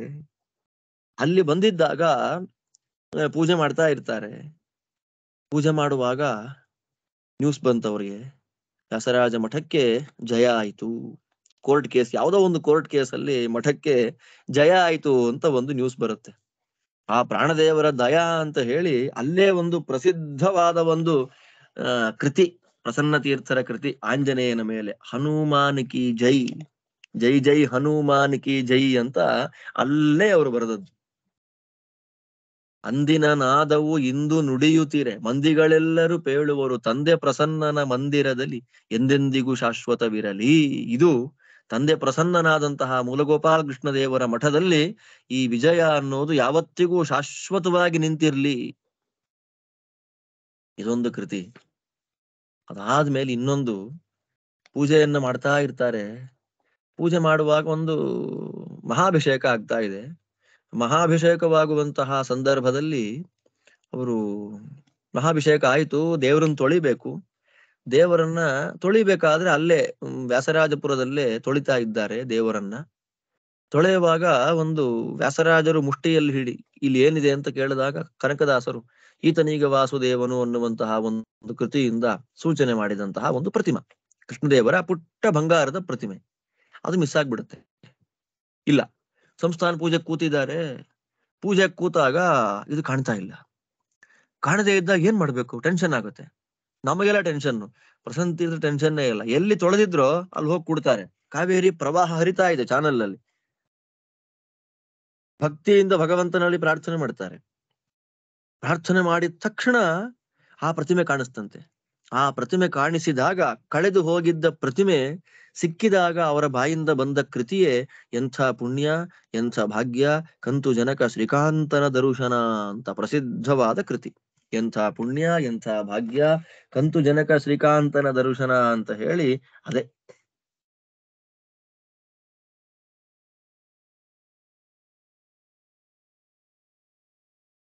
ಹೇಗಿದೆ ನೋಡಿ. ಅದಾದ್ಮೇಲೆ ಇನ್ನೊಂದು ಸಲ ವ್ಯಾಸರಾಜಪುರದಲ್ಲಿ ಇದ್ದಾರೆ, ಸಂಚಾರ ಮಾಡ್ತಾ ಎಲ್ಲೂ ಹೋಗಿಲ್ಲ, ವ್ಯಾಸರಾಜಪುರದಲ್ಲೇ ಇದ್ದಾರೆ. ಮಠಕ್ಕೆ ಸಂಬಂಧಪಟ್ಟವರ ಮಗಳ ಮದುವೆ. ಎಲ್ಲಿ ಮದುವೆ ಅಂದ್ರೆ ನರಸೀಪುರದಲ್ಲಿ ಮದುವೆ. ಟಿ ನರಸೀಪುರ ಅಂತೀವಲ್ಲ, ಶೇಷಚಂದ್ರಿಕಾಚಾರ್ಯರ ಸನ್ನಿಧಾನ ಇರುವಂತದ್ದು ತಿರುಮಕೂಡಲು. ಆ ನದಿಯನ್ನ ದಾಟಿ, ಬ್ರಿಡ್ಜ್ ಅನ್ನು ದಾಟಿ ಚಾಮರಾಜನಗರದ ಕಡೆ ಹೋಗುವಂತಹ ಪ್ರದೇಶವನ್ನ ನರಸೀಪುರ ಅಂತ ಕರೀತಾರೆ. ಆ ನರಸೀಪುರದಲ್ಲಿ ಮದುವೆ. ಆ ಮದುವೆಗೆ ಊರಲ್ಲಿರೋ ಬ್ರಾಹ್ಮಣರು ಮುತ್ತೈದೆಯರೆಲ್ಲ ಹೊರಟೋಗಿದ್ದಾರೆ. ಬೆಳಗ್ಗೆ ಹೋಗಿ ಸ್ವಾಮಿ ಸಾಯಂಕಾಲದಷ್ಟೊತ್ತಿಗೆ ಬಂದ್ಬಿಡ್ತೀವಿ ಅಂತ ಪ್ರಸನ್ನ ತೀರ್ಥರಿಗೆ ಹೇಳಿ ಎಲ್ಲ ಹೊರಟು ಬಿಟ್ಟಿದ್ದಾರೆ. ಅವರಲ್ಲಿ ಹೊರಟಿರುವಂತಹ ಸಂದರ್ಭದಲ್ಲೇ ಏನಾಗ್ಬಿಟ್ಟಿದೆ, ವ್ಯಾಸರಾಜ ಮಠದಲ್ಲಿ ಒಂದು ಸಂಪ್ರದಾಯ, ಪ್ರತಿನಿತ್ಯ ಸಾಯಂಕಾಲ ಪೆಟ್ಟಿಗೆಗೆ ಮುತ್ತೈದೆಯರ ಆರತಿ ಮಾಡಬೇಕು. ಪ್ರತಿನಿತ್ಯ ಸಾಯಂಕಾಲ ಮುತ್ತೈದೆಯರು ಪೆಟ್ಟಿಗೆಗೆ ಆರತಿ ಮಾಡಬೇಕು. ಇಲ್ಲಿ ಸಾಯಂಕಾಲ ಆಗ್ತಾ ಇದೆ, ಯಾರೂ ಬರ್ತಾ ಇಲ್ಲ, ಎಲ್ಲ ಊರಿಗೆ ಹೊರಟೋಗಿದ್ದಾರೆ. ಏನ್ ಮಾಡ್ಬೇಕು ಅಂತ ಗೊತ್ತಾಗ್ತಿಲ್ಲ. ಏನ್ ಮಾಡ್ಬೇಕು ಅಂತ ಗೊತ್ತಾಗದೇ ಇದ್ದಾಗ ಇಲ್ಲಿ ಏನ್ ಮಾಡ್ಬೇಕು, ಯಾರು ಹೆಣ್ಮಕ್ಳು ಬಂದೇ ಇಲ್ಲ ಇನ್ನೂನು. ಎಷ್ಟೊತ್ತಾಗಿದೆ, ಹೆಣ್ಮಕ್ಳು ಯಾರು ಇನ್ನೂ ಬಂದೇ ಇಲ್ಲ. ಹಾಗೆ ಬರ್ದೇ ಇದ್ದಾಗ ಅಯ್ಯೋ ಇವತ್ತೇನ್ ಆರತಿ ಆಗತ್ತೋ ಇಲ್ವೋ, ಏನ್ ಕಥೆನೋ ಅಂತ ಹೇಳಿ ದೇವಿಯನ್ನೇ ಪ್ರಾರ್ಥನೆ ಮಾಡ್ಬಿಡ್ತಾರೆ. ಶರಧಿ ಸುತೆ ಮಾತೆ, ಶರಧಿ ಸುತೆ ಮಾತೆ, ಪೊರೆಯೇ ಜಗನ್ಮಾತೆ. ಅಮ್ಮ, ನಿಮ್ಮಿಬ್ಬರ ಜೊತೆಯಲ್ಲಿರ್ತಕ್ಕಂತಹ ಗೋಪಾಲಕೃಷ್ಣ ದೇವರಿಗೆ ಆರತಿ ಮಾಡ್ಲಿಕ್ಕೆ ಇವತ್ತು ಯಾರು ಹೆಣ್ಮಕ್ಳು ಬಂದಿಲ್ಲ, ನೀನೇ ಕಾಪಾಡ್ಬಿಡ್ಬೇಕು ಅಂತ ಹೇಳಿ ಲಕ್ಷ್ಮೀ ದೇವಿಯನ್ನ ಶರಧಿ ಸುತೆ ಮಾತೆ, ಪೊರೆಯೇ ಜಗನ್ಮಾತೆ ಅಂತ ಪ್ರಾರ್ಥನೆ ಮಾಡ್ತಾರೆ. ಪ್ರಾರ್ಥನೆ ಮಾಡ್ತಾ ಇದ್ದ ಹಾಗೆ ಮಠದೊಳಗೆ ಹೋಗಿ ನೋಡ್ತಾರೆ, ಪೆಟ್ಟಿಗೆ ಮುಂದೆ ಕೆಂಪು ನೀರು ಚೆಲ್ಲಿದೆ. ನೋಡಿ, ಕಟ್ಟಿಗೆ ಮುಂದೆ ಕೆಂಪು ನೀರು ಚೆಲ್ಲಿದೆ. ಅಂದ್ರೆ ಪ್ರಸನ್ನ ತೀರ್ಥ ಇದನ್ನೆಲ್ಲ 50 ವರ್ಷಗಳ ಹಿಂದೆ ನಡೆದಂತಹ ಘಟನೆಗಳಿದೆಲ್ಲ. ಅಂದ್ರೆ ಭಗವಂತನ ಭಕ್ತರನ್ನ ಎಷ್ಟು ರಕ್ಷಣೆ ಮಾಡ್ತಾರೆ ದೇವತೆಗಳು, ಮಹಾಲಕ್ಷ್ಮೀ ದೇವಿ ಆಗ್ಲಿ, ಭಗವಂತನೇ ಆಗ್ಲಿ, ವಾಯುದೇವರಾಗ್ಲಿ, ಅದನ್ನ ನೋಡಿದ ಹಿರಿಯರು ಪರಂಪರೆಯ ಕಥೆ ಹೇಳ್ಕೊಂಡ್ ಬಂದಿರೋದು ಇದೆಲ್ಲ. ಇದನ್ನೆಲ್ಲ ಕೇಳ್ತಾ ಇದ್ದ ಹಾಗೆ ರೋಮಾಂಚನ ಆಗ್ಬಿಡುತ್ತೆ. ಮಠದಲ್ಲಿ ನಿತ್ಯ 300ರಿಂದ 350 ಜನ ಊಟ, ನಿತ್ಯ 300ರಿಂದ 350 ಜನ ಊಟ.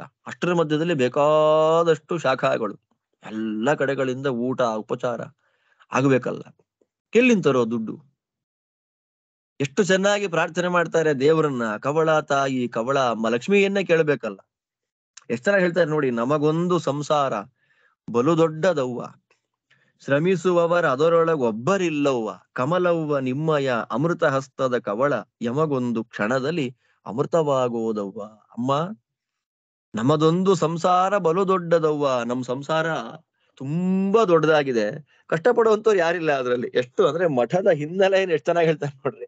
ಕಷ್ಟಪಡುವಂತವ್ರು ಯಾರೂ ಇಲ್ಲ, ಆದ್ರೂ ಕೂಡ 28-30 ವರ್ಷ ನಿತ್ಯ ನಿರಂತರದಲ್ಲಿ 300 ಜನಗಳಿಗೆ ಅನ್ನ ಹಾಕಿ ವ್ಯವಸ್ಥೆ ಮಾಡೋದು ಅಂತ ಇದೆ ಅಲ್ಲ, ಎಷ್ಟು ವೈಭವದಿಂದ ಮಾಡಿಸ್ಬಿಟ್ರು ನೋಡಿ.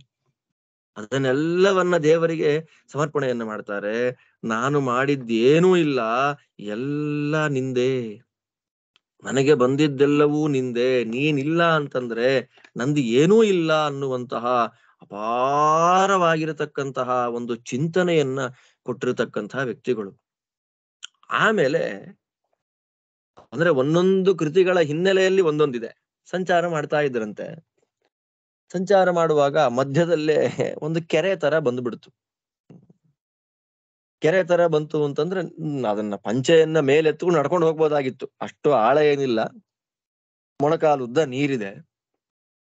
ಸ್ವಾಮಿಗಳು ದಂಡ ಹಿಡ್ಕೊಂಡು ದಾಟ್ಕೊಂಡು ಹೊರಟೋದ್ರು ಆ ಕಡೆಗೆ. ಇಲ್ಲಿ ಈ ಕಡೆ ನಿಂತಿರ್ತಕ್ಕಂಥವ್ರು ಸ್ವಾಮಿ ಬರಕ್ ಆಗ್ತಿಲ್ಲ, ಭಯ ಆಗ್ತಾ ಇದೆ ಅಂತ ಹೇಳಿದ್ರಂತೆ. ನಾವೇನಾರ ಆಗಿದ್ರೆ ಆಡ್ಕೊಂಡು ನಕ್ಬಿಡ್ತಾ ಇದ್ವಿ, ಏನಪ್ಪಾ ಬರಕ್ ಆಗ್ತಿಲ್ಲ ಅಂತಿದ್ದೀರಾ, ಹಾಗೆ ಹೀಗೆ ಅಂತ. ಪ್ರಸನ್ನ ತೀರ್ಥರ ತಲೆಯಲ್ಲಿ ಬಂದ ಆಲೋಚನೆ ಹೇಗಿದೆ ನೋಡಿ. ಕೆರೆಯನ್ನು ದಾಟಲು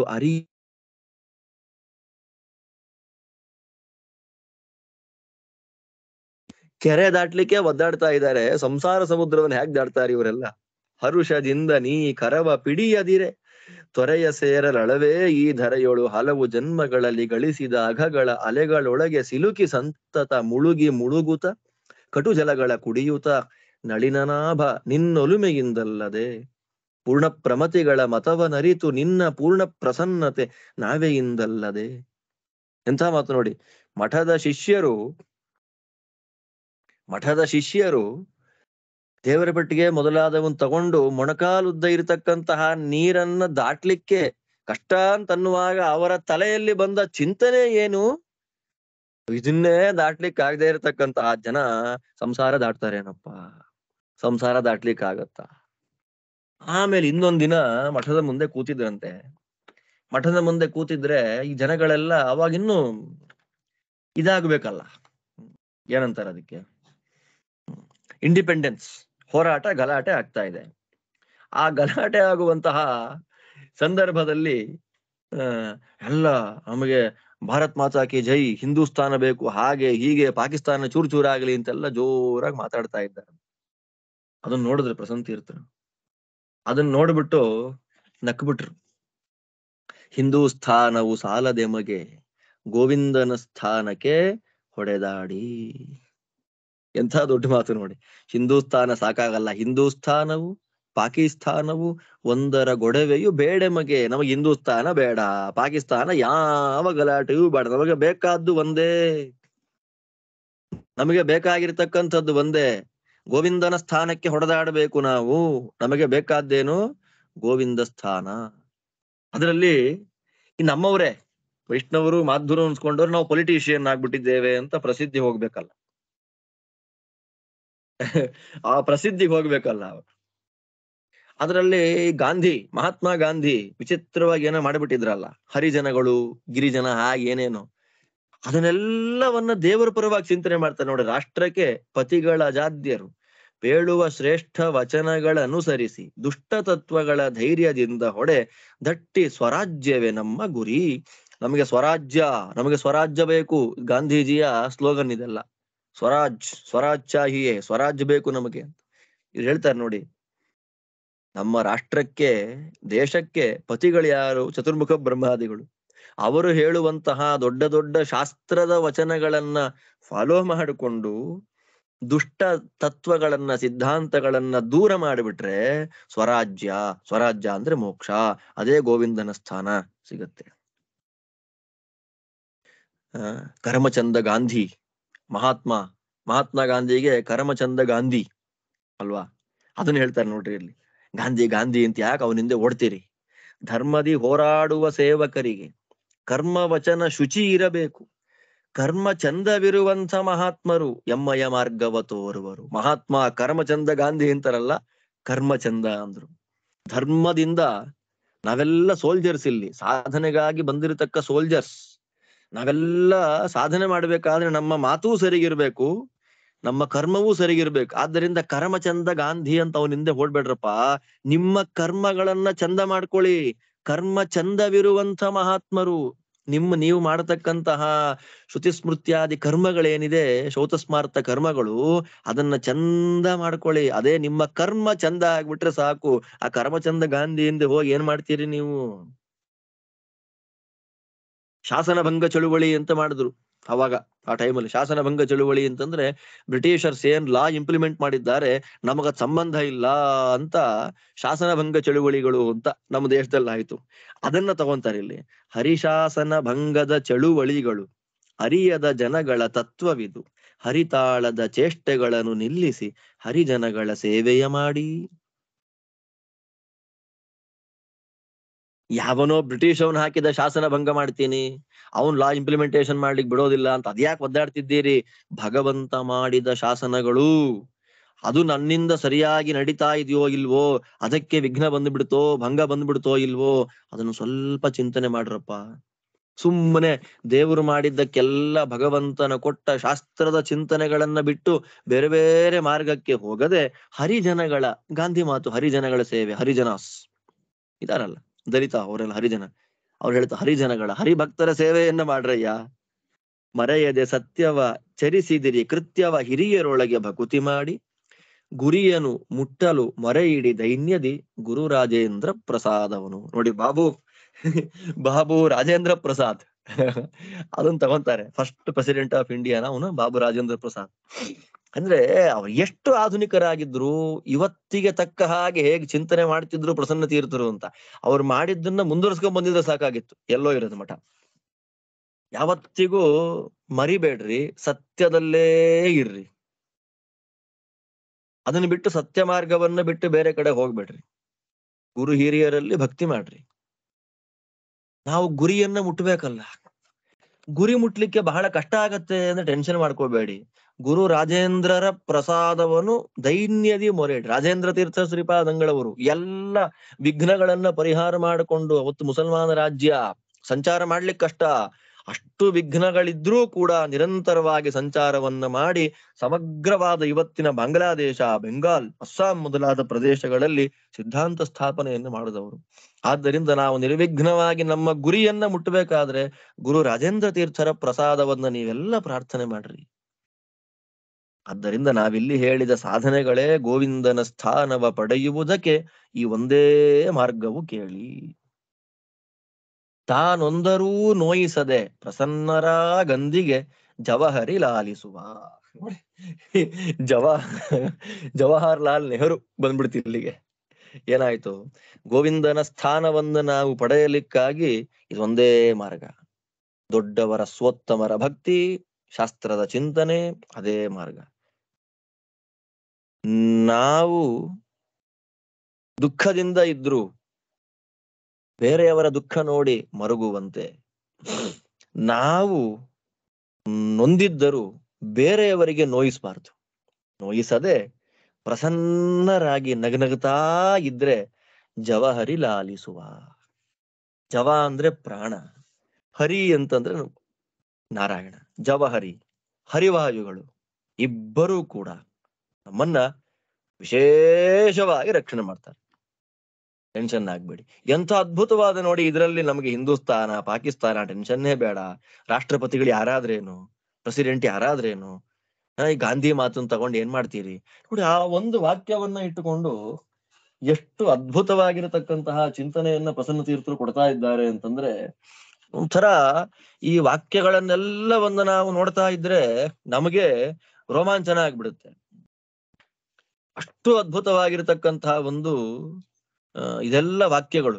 ದೇವರಿಗೆ ಗಂಧ ಕೊಡಬೇಕು. ಸುಮ್ಮನೆ ಇದು ಉದಾಹರಣೆ ಕೊಡ್ತಾ ಬಂದ್ರೆ 10 ಗಂಟೆ ತನಕ ನಾನು ಹೇಳ್ತಾ ಇರ್ತೀನಿ. ಗಂಧ ಕೊಡ್ಬೇಕು, ಗಂಧ ಕೊಡ್ಬೇಕು ಅಂದ್ರೆ ಗಂಧ ಹೇಗೆ ಕೊಡೋದು, ಅದಕ್ಕೊಂದು ಹಾಡು. ಗಂಧವನರ್ಪಿಸುವೆ ರಮಣನಿಗೆ, ಗಂಧವನರ್ಪಿಸುವೆ ಶೀತ ಕರ ಕುಲ ಜಾತನ ಸಂಗದಿ, ಪೂತಗಂಧವ ಮಮ ಪ್ರೀತಿ ಪ್ರಸನ್ನಗೆ ಗಂಧವನರ್ಪಿಸುವೆ. ತಾಂಬೂಲ ಕೊಡ್ತೀನಿ, ಹೂ ಕೊಡ್ತೀನಿ. ಹೂ ಹಾಕ್ಬೇಕಾದ್ರೆ ಹೂ ಬೇಕೆ ಪರಿಮಳದ ಅಂತ ಪರಮ ಸುಂದರವಾಗಿ ಹೂವನ್ನು ಹಾಕುವಂತಹ ಒಂದು ಹಾಡನ್ನ ಹೇಳ್ತಾರೆ. ಅದಾದ ಮೇಲೆ ಇನ್ನೊಂದು ಅವರ ಸುಂದರವಾದ ಒಂದು ಕೃತಿ, ಇದನ್ನ ಚಿಂತನೆ ಮಾಡಿ ನಾನು ಮುಗಿಸ್ಬಿಡ್ತೇನೆ.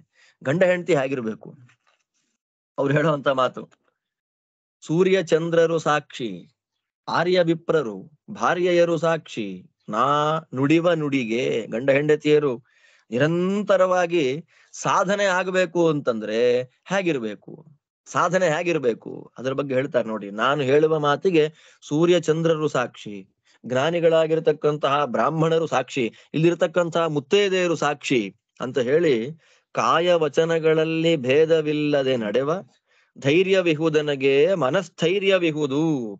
ಆ ಗಂಡ ಹೆಂಡತಿಯರ ಮಧ್ಯೆ ಹೇಗಿರ್ಬೇಕು ಅಂತಂದ್ರೆ, ಇವನೇನೋ ಮಾಡೋದು, ಅವಳೇನೋ ಹೇಳೋದೊಂದು ಮಾಡೋದೊಂದು, ಹಾಗೆಲ್ಲ ಇರಬಾರದಂತೆ.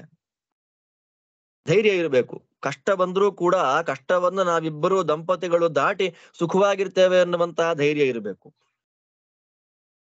ಅದಾದ ಮೇಲೆ ಸಂಗೀತ ಚಾತುರ್ಯ ಶೃಂಗಾರ ಭಾವಗಳು ಅಂಗವಲ್ಲವು ಶಾಂತ ದಾಂಪತ್ಯಕ್ಕೆ. ಸುಖವಾಗಿ ದಾಂಪತ್ಯ ಅಂತಂದ್ರೆ ಈ ಸಿನಿಮಾ ಹಾಡುಗಳು. ಸಂಗೀತ ಚಾತುರ್ಯ ಅಂತಂದ್ರೆ ಇಲ್ಲಿ ಆರ್ಕೆಸ್ಟ್ರಾಗಳು ಅಂತ ಬರುತ್ತಲ್ಲ, ಅದಕ್ಕೆ ಹೋಗಿ ಕೂತ್ಕೊಂಡ್ಬಿಡೋದು. ಅದಾದ್ಮೇಲೆ ಸಿನಿಮಾ ಮೊದಲಾದಂತಹವುಗಳಿಗೆ ನಾನು ಆಕ್ಟ್ ಮಾಡ್ತೀನಿ ಅಂತ ಹೊರಟ್ಬಿಡೋದು. ಇವನ್ ಅಲ್ಲಿ ಹೋದ, ಇವಳು ಇಲ್ಲಿ ಹೋದ ಅಂತಂದ್ರೆ ಸುಖಮಯ ದಾಂಪತ್ಯ ಅಂತ ಅನ್ನೋದಿರೋದಿಲ್ಲ. ಬಂಗಾರದ ಆಭರಣವೇಕೆ ತನ್ನಯ ಪತಿಗೆ ಮಂಗಳಗಳನ್ನು ಬಯಸುವ ನಾರಿಗೆ. ಬಂಗಾರ ಸಿಕ್ಕಾಪಟ್ಟೆ ಕಷ್ಟ. ಬಂಗಾರ ಯಾವತ್ತಿಗೂ ಕೂಡ ಸಂಪಾದನೆ ಮಾಡೋದು ಕಷ್ಟ. ಯಾಕೆ? ಗಂಡನಿಗೆ ಯಾವಾಗಲೂ ಒಳ್ಳೇದಾಗ್ಲಿ, ಗಂಡ ಚೆನ್ನಾಗಿರ್ಲಿ, ಇದು ಹೆಂಡತಿದು. ಗಂಡನಿಗೆ ಮಂಗಳಗಳನ್ನು ಬಯಸುವಂತಹ ನಾರಿಗೆ ಬಂಗಾರದ ಆಭರಣ ಯಾಕೆ? ಚೆನ್ನಾಗಿದೆ. ಕಾಯ ವಾಂಗ್ ಮನಸದಿ ಕರಪಿಡಿದ ನಿನ್ನ ಮನ ನೋಯದಂದದಿ ನಡಿವೆ ಸಂತತವುನ. ಹರಿಗುರುಗಳ ಸನ್ನಿಧಾನದಲ್ಲಿ, ಬ್ರಾಹ್ಮಣೋತ್ತಮರ ಸಮ್ಮುಖದಲ್ಲಿ ನಿನ್ನ ಕೈಯನ್ನ ಹಿಡಿದಿರ್ತಕ್ಕಂತಹ ನಾನು ಕಾಯ ವಾಚ ಮನಸ ನಿನ್ನ ಮನಸ್ಸಿಗೆ ನೋವಾಗದೇ ಇರುವಂತೆ ನಾನು ನಡ್ಕೊಂಡು ಹೋಗ್ಬಿಡ್ತೇನೆ. ಶ್ರೇಯವಿದು ಪರಸ್ಪರ ಸಹಾಯ ದಾಂಪತ್ಯದಲ್ಲಿ ಹಾಯವಾಗಿರಲಿ ಎಮ್ಮಯ ಜೀವನ. ಆದ್ದರಿಂದ ನಾವಿಬ್ರು, ಗಂಡ ಹೆಂಡತಿರಿಬ್ರು ಒಟ್ಟಿಗೆ ಸಾಧನೆಯನ್ನ ಮಾಡಿ, ಪರಸ್ಪರಂ ಭಾವಯಂತಹ ಅಂತ ಕೃಷ್ಣ ಗೀತೆಯಲ್ಲಿ ಹೇಳಿದ ಹಾಗೆ, ಪರಸ್ಪರವಾಗಿ ಗಂಡ ಹೆಂಡತಿಯರಿಬ್ಬರೂ ಸಾಧನೆಯಲ್ಲಿ ಪೂರಕರಾಗಿದ್ ಬಿಟ್ರೆ ನಮ್ಮ ಜೀವನ ಆನಂದವಾಗಿರುತ್ತೆ. ಸತ್ಯ ಧರ್ಮಗಳು ಸಾಧನವಾಗಲಿ. ನೋಡಿ, ನಮ್ಮ ಜೀವನದಲ್ಲಿ ಹಣ ಸಂಪಾದನೆ ಮಾಡೋದು ಸಾಧನ ಆಗಬಾರದಂತೆ. ಸತ್ಯ ಧರ್ಮಗಳು ಸಾಧನವಾಗಲಿ. ಶಾಸ್ತ್ರಾಧ್ಯಯನ, ಶಾಸ್ತ್ರದ ಮೂಲಕ ಮಾಡುವಂತಹ ಜೀವನ, ಅದು ನಮ್ಮ ಸಾಧನೆ ಆಗಬೇಕು. ಅದಿದ್ದಾಗ ಏನಾಗತ್ತೆ?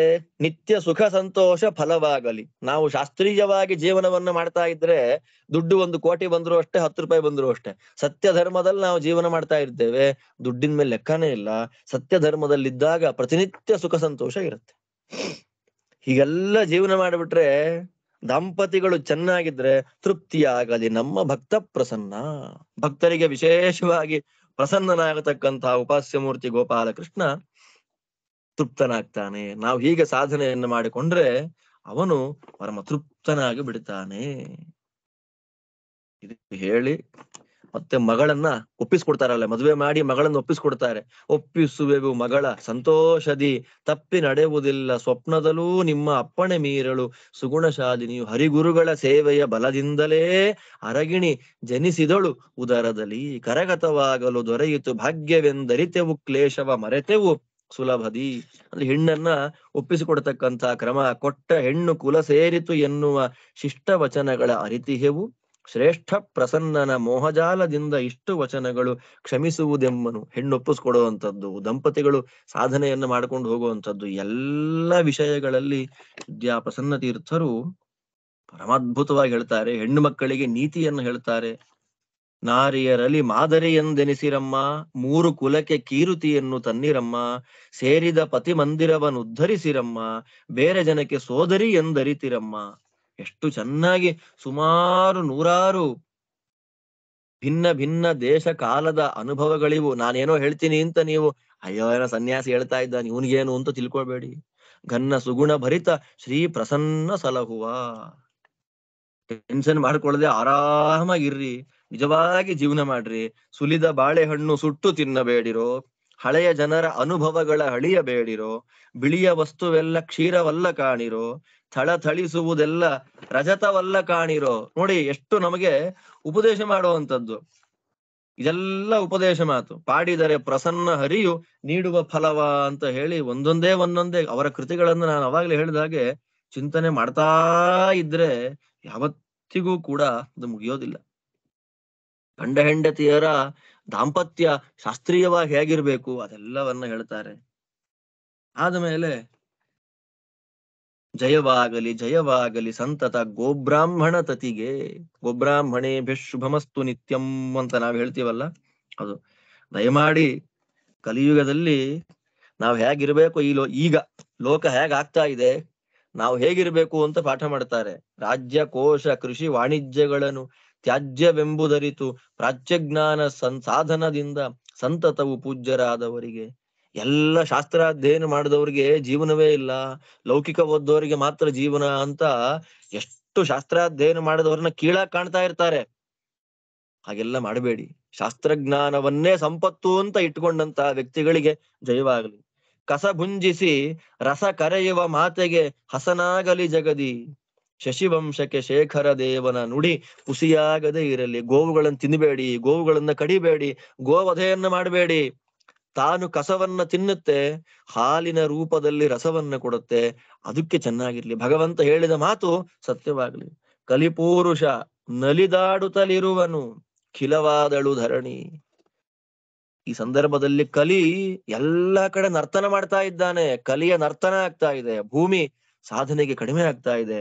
ತಿಳಿದಾತಗೆ ಒಳಿತಾಗಲಿ ಲೋಕವು ಗೆಲುವಾಗುವುದಂತೂ. ಶಾಸ್ತ್ರಾಧ್ಯಯನ ಮಾಡಿದವರಿಗೆ ಜೀವನ ಸುಭಿಕ್ಷವಾಗಿದ್ರೆ ಅವರಿಂದ ಲೋಕ ಸುಭಿಕ್ಷ. ವರ್ಣಾಶ್ರಮ ಧರ್ಮಾಭಿಮಾನಿಗಳು ಚೆನ್ನಾಗಿ ಇದನರಿತು ಇನ್ನಾದರೂ ಕಣ್ತೆರೆಯಲಿ ಸುಜನ ಪ್ರಸನ್ನನ ದಯ ಬರಲಿ. ಇನ್ಮೇಲಾದ್ರೂ ನಮ್ಮ ಜನ ಒಳ್ಳೆ ದಾರಿಗೆ ಬರ್ತಾರಾ? ಲೌಕಿಕ ಲೌಕಿಕ ಲೌಕಿಕ ಅಂತ ಲೌಕಿಕದಲ್ಲೇ ಇದ್ದು ಶಾಸ್ತ್ರದ ಗಂಧಗಾಳಿ ಇಲ್ಲದೆ ಬದುಕ್ತಾ ಇರ್ತಕ್ಕಂಥ ಜನ ಇನ್ಮೇಲಾದ್ರೂ ಒಳ್ಳೆ ದಾರಿಗೆ ಬರಲಿ. ಪ್ರಸನ್ನ ಗೋಪಾಲಕೃಷ್ಣ ದೇವರ ಪರಮಾನುಗ್ರಹ ಅವ್ರ ಮೇಲೆ ಎಲ್ಲರ ಮೇಲೂ ಆಗ್ಲಿ ಅಂತ ನಮ್ಮ ಪ್ರಸನ್ನ ತೀರ್ಥರು ಎಷ್ಟು ಚೆನ್ನಾಗಿ ತಾವು ಮಹಾನುಭಾವರು ಈ ಕೃತಿಗಳನ್ನ ಬರೆದಿದ್ದಾರೆ. ಅಂತಹ ಪ್ರಸನ್ನ ತೀರ್ಥರು ಜಯ ಜಯ ವೈಷ್ಣವ ಪಯನಿಧಿ ಚಂದ್ರಗೆ ವರ ಕರ್ನಾಟಕ ಸಿಂಹಾಸನ ಚಳಿಯದೆ ನಿಂತು ದೊಡ್ಡದೊಂದು ಮಠ ಬಂದಿದಂತೆ. ಎಷ್ಟು ಕೃತಿಗಳು, ಬೇಕಾದಷ್ಟು ಕೃತಿಗಳನ್ನ ರಚನೆ ಮಾಡಿ ಲೋಕವನ್ನ ತಿದ್ದಿದ್ದಾರೆ, ಸಾಧನೆಗೆ ಮಾರ್ಗವನ್ನ ತೋರಿಸಿದ್ದಾರೆ. ಅಂತಹ ಮಹಾನುಭಾವರು ಮಾರ್ಗಶಿರ ಮಾಸದ ಸೌಮ್ಯನಾಮ ಸಂವತ್ಸರದ ಮಾರ್ಗಶೀರ್ಷ ಮಾಸದ ಹುಣ್ಣಿಮೆಯ ದಿವಸ ಅವರ ಪರಮ ಗುರುಗಳಾಗಿರತಕ್ಕಂತಹ ವಿದ್ಯಾರತ್ನಾಕರ ತೀರ್ಥರ ವೃಂದಾವನದ ಸನ್ನಿಧಾನದಲ್ಲೇ ಪಕ್ಕದಲ್ಲೇ ಅವರು ದೇಹತ್ಯಾಗವನ್ನ ಮಾಡಿ ಉಪಾಸ್ಯ ಮೂರ್ತಿಯ ಅನುಗ್ರಹ ದ್ವಾರ ವೈಕುಂಠ ಲೋಕವನ್ನ ಪ್ರವೇಶ ಮಾಡಿದರು. ಇಂತಹ ವಿದ್ಯಾಪ್ರಸನ್ನ ತೀರ್ಥರ ಆರಾಧನೆಯ ಪರ್ವಕಾಲದಲ್ಲಿ ಅವರ ಕೃತಿಗಳನ್ನು ಚಿಂತನೆ ಮಾಡುವುದು ಅತ್ಯಂತ ಅವಶ್ಯಕವಾಗಿದೆ ಈ ಸಂದರ್ಭದಲ್ಲಿ. ಅಂತಹ ಗುರುಗಳ ಆರಾಧನೆಯ ಬಗ್ಗೆ ಒಂದು ಸ್ವಲ್ಪ ಹೊತ್ತು ನಮ್ಮ ಮುನಿತ್ರಯ ಸೇವಾ ಪ್ರತಿಷ್ಠಾನದವರ ಮನವಿಯಂತೆ ಹೇಳುವಂತಹ ಒಂದು ಪ್ರಯತ್ನವನ್ನು ನಾನು ಮಾಡಿದ್ದೇನೆ. ಈ ಪ್ರಯತ್ನದಿಂದ ಪ್ರಸನ್ನ ತೀರ್ಥರ ಅಂತರ್ಯಾಮಿಯಾಗಿರತಕ್ಕಂತಹ ಪ್ರಸನ್ನ ಶ್ರೀಕೃಷ್ಣ ನಮ್ಮೆಲ್ಲರಿಗೂ ಪರಮಾನುಗ್ರಹವನ್ನ ಮಾಡಿ ನಮ್ಮನ್ನ ಸಾಧನೆ ಮಾರ್ಗದಲ್ಲಿ ಕರ್ಕೊಂಡು ಬರುವಂತೆ ಅನುಗ್ರಹ ಮಾಡ್ಲಿ ಅಂತ ಪ್ರಾರ್ಥನೆ ಮಾಡ್ತಾ ಎರಡು ಮಾತನ್ನ ವಿದ್ಯಾಪ್ರಸನ್ನ ತೀರ್ಥರ ಅಂತರ್ಯಾಮಿಯಾದ ಮೂಲಗೋಪಾಲ ಕೃಷ್ಣ ದೇವರಿಗೆ ಅರ್ಪಣೆ ಮಾಡ್ತಾ ಇದ್ದೇನೆ. ಶ್ರೀಕೃಷ್ಣ ಅರ್ಪಣಮಸ್ತು. ಧನ್ಯವಾದ ಆಚಾರ್ಯ. ಆದರೆ ಈಗಿದ್ದು ಅವ್ರ ಬಗ್ಗೆ ಒಂದು ವಿಷಯವನ್ನ ಹೊಸ ಓದಿದ ಆಚಾರ್ಯ, ಹೇಳ್ಬೋದು ಆಚಾರ್ಯ? ಹೇಳಿ ಹೇಳಿ ಹೇಳಿ. ಒಂದಿಲ್ಲ ಆಚಾರ್ಯ, ಅವರು ನಮ್ಮ ವಿದ್ಯಾಪೀಠ ಬೆಂಗಳೂರು ಇದಲ್ಲವಾ, ಹೌದು.